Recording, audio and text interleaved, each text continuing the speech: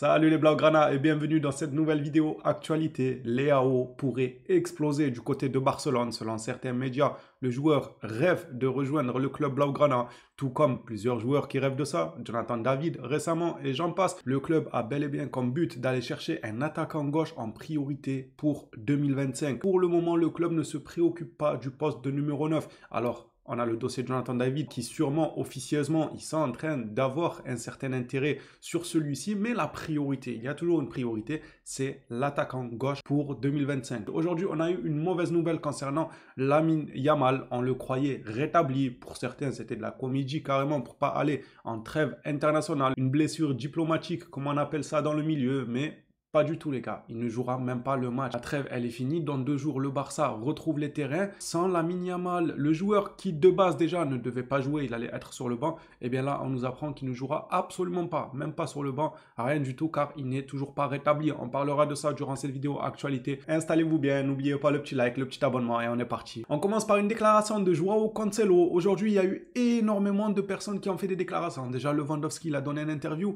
il a débité de fou les gars. Si vous voulez voir tout ça, allez sur la page des collègues, vous trouverez certainement votre bonheur. Joao Cancelo a lui déclaré de son côté: je peux être fier, je suis heureux de dire que j'ai eu la chance de jouer pour Barcelone, c'est le club que j'ai toujours soutenu. Franchement, son passage, bon, c'est vrai que à certains moments, il nous a plombé des matchs importants. C'est ça en fait qui fait que c'est des matchs importants. C'est pas des matchs vas-y, on a perdu 1 point, 2 points, 3 points en championnat. C'est des matchs où la tournure du match était super importante. Malgré ça, moi je garde de très bons souvenirs de son passage à Barcelone. Joao Cancelo, tellement il m'a fait kiffer. En vrai, il m'a fait apprécier de nouveau le football de par sa technique, ses buts, ses passes. C'est toujours un plaisir de voir ce genre de joueur sur un terrain de football, encore plus quand il appartient au club qu'on supporte, les gars. C'était un régal de voir Joao Cancelo. Je reste un peu sur ma faim parce que j'aurais aimé le voir sous Hansi Flick. Qu'est-ce que ça aurait donné un Joao Cancelo sous Hansi Flick? Passant une déclaration sur Lionel Messi, il sera bel et bien à Barcelone au gala du 125e anniversaire du Barça. Il donne la priorité à l'amour du club plutôt qu'à la relation qu'il entretient avec Laporta.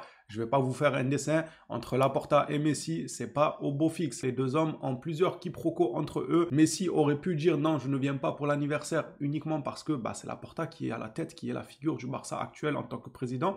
Mais il passe au-dessus de ça, c'est l'amour du club qui a pris le dessus. Et franchement, chapeau, il montre clairement qu'il a une affection particulière pour le club malgré que dans celui-ci, il y a certaines personnes qui gèrent le club avec qui il ne s'entend pas forcément. Il doit certainement avoir ses raisons. Il y en a certaines qu'on connaît qui ont été mis au devant de la presse et d'autres probablement pas, mais le gars il nous prouve que l'amour du club va au-dessus de ses quiproquos. Comme je vous le disais dans l'intro, la priorité de Barcelone pour 2025, c'est bel et bien un nouveau ailier gauche, priorité à 100%. Par contre, il y aura d'autres dossiers, c'est sûr et certain. Il y aura probablement des latéraux, on aura aussi droit au dossier Jonathan David, moi j'en doute pas. Lorsqu'on parle de priorité, ce n'est pas un seul et unique dossier. Je tiens à le préciser parce que je vois beaucoup de personnes, quand ils voient ce genre de communiqué, ils s'empressent de dire oui, mais on a besoin de latéraux, on a besoin de faire souffler Lewandowski, on a besoin d'un tel.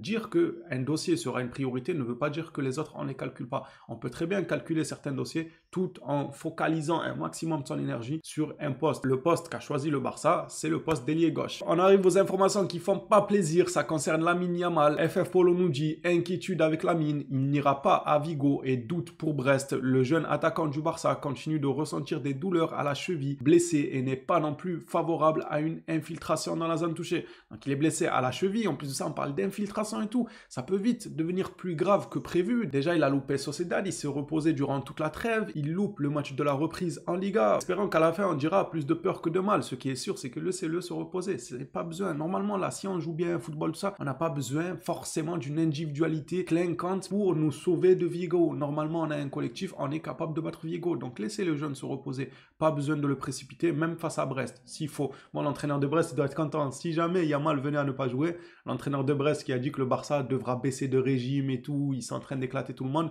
il doit se frotter les mains, lui, il doit se dire ah ça commence bien, là j'aime bien là ce que je vois, par le fait qu'il leur manque un joueur phare du groupe, l'un des plus dangereux du groupe. Ça c'est selon FF Polo. Par contre selon Marca, le joueur fera son retour contre Brest. Lamine Yamal devrait être de retour contre Brest selon Marca. Alors est-ce que c'est vrai ou pas? On pourrait croire FF Polo qui nous dit qu'il y a un doute contre Brest ou eux qui confirment qu'il va être de retour face à Brest. Moi je pense qu'on peut couper la poire en deux les gars. Ni ni il sera de retour à 100%, ni il sera absent. Il sera bel et bien convoqué, mais il sera sur le banc. Comme ce qu'il devait y avoir en fait face à Vigo. Il devait venir être sur le banc. Si jamais d'ici la fin du match, on aurait pu lui donner quelques minutes. Face à Brest, moi je le vois bien comme ça. Il sera sur le banc et si les pressentiments sont bons, il aura quelques minutes face à Brest. Ça ne sert absolument à rien de précipiter le jeune joueur. Il est encore jeune. La plupart de ses muscles, ils n'ont même pas fini leur croissance. Donc ne les brusquez pas pour rien, les gars. On peut très bien s'en sortir face à Vigo. Pour terminer cette vidéo actualité, FF Polo nous parle de Leao. Leao serait fou à l'idée de rejoindre Barcelone. Il veut rejoindre une équipe où il peut gagner de grandes choses. Le projet de Flick le tente beaucoup. Le Barça a également commencé à le considérer comme une option très concrète pour l'été prochain. Ça, c'est évidemment ce que nous rapporte FF Polo. Autant dire qu'entre les collègues au niveau des médias, on n'est pas tous d'accord. Il y en a qui pensent que ça va être Nico Williams, d'autres pensent que le Barça est en train de pencher petit à petit vers Leao. On en saura plus au cours des semaines qui viennent. Que ce soit Leao ou que ce soit Nico Williams, en soi, on peut que se régaler parce que les deux, ce sont d'excellents joueurs. Maintenant, moi, mon choix, évidemment, irait plus vers celui qui connaît déjà la Liga, celui qui est espagnol comme ses collègues Pedri, Lamine et tout. Je ne vais pas vous refaire toute l'histoire de pourquoi je trouve que Nico Williams coche plus de cases. Je pense que vous suivez régulièrement les vidéos et que vous êtes parfaitement au courant. Maintenant, si le club finissait par choisir Leao, je ne vais pas non plus tirer la gueule, les gars. Je vais pas être déçu, au contraire, je serais hype de le voir sur le terrain de football avec le maillot du Barça. Je demanderais juste à voir comment son cas va être géré en termes de titulaire, rotation, je sais pas quoi. J'aurais hâte de voir ça aussi surtout. Les phénomènes, ça sera tout pour cette petite vidéo actualité. Merci à tous pour votre soutien régulier. On s'attrape à la prochaine vidéo sur le FC Barcelone. D'ici là, prenez soin de vous les Blaugrana.